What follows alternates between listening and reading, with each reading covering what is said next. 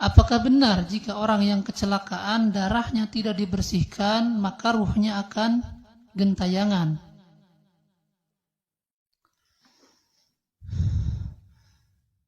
Tidak benar ya, di dalam Islam itu tidak ada yang namanya ruh gentayangan, tidak ada.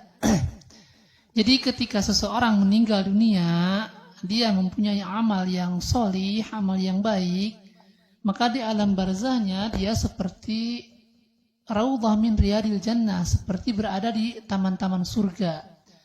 Tetapi sebaliknya, ketika amalnya buruk, maka di alam barzah seperti berada di dalam lubang-lubang neraka.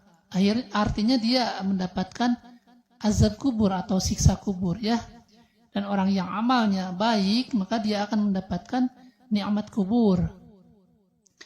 Jadi tidak ada yang namanya ruh gentayangan. Kalau ruh bisa gentayangan enak sekali ya.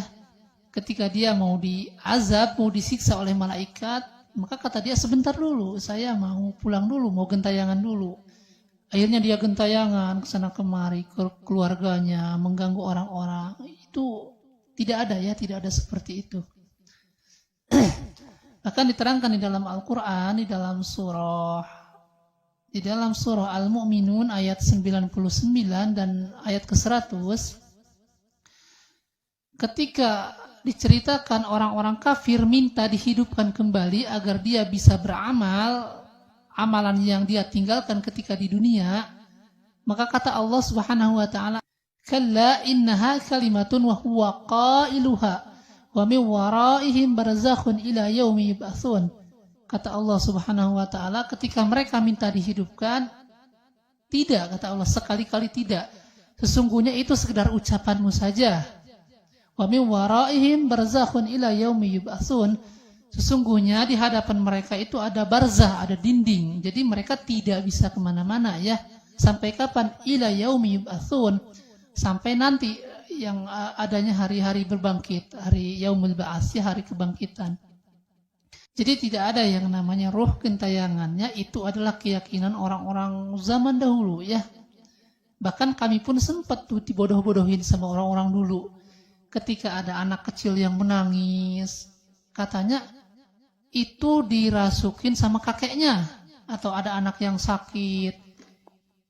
Seperti itu dulu, itu dirasukin kakeknya, dirasukin neneknya. Kemudian ditanya, sudah meninggal kakek dan neneknya ya.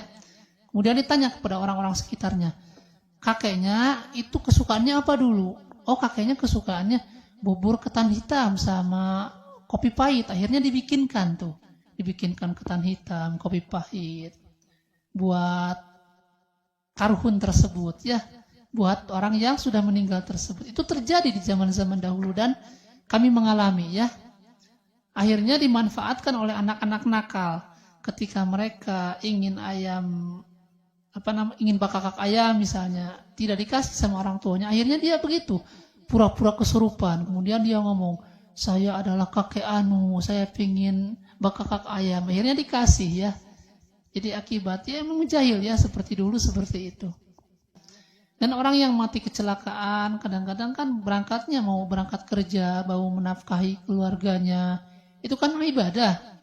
Itu para ulama mengatakan dia itu matinya mati syahid ya. Mati syahid. Apalagi kalau hari Jum'ah. Jadi kita jangan suudzon, sedikit-sedikit gentayangan. Dan orang yang mengatakan gentayangan itu menyakiti keluarganya.